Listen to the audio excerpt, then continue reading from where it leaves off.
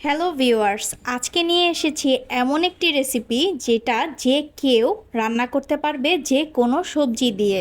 খুবই সহজে যে কেউই রান্না করতে পারবে এই রেসিপিটি।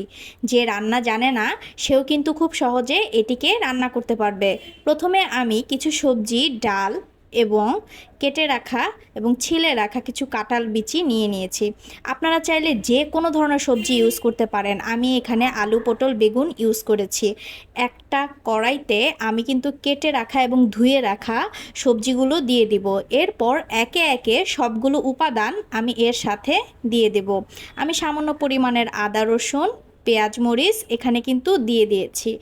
আপনারা আপনাদের পছন্দ অনুযায়ী ঝালটা বাড়িয়ে কিংবা কমিয়ে দেবেন। লবণটা অবশ্যই প্রথমে অল্প করে দেবেন এবং পরবর্তীতে চেক করে আবারও লবণটা অ্যাড করবেন।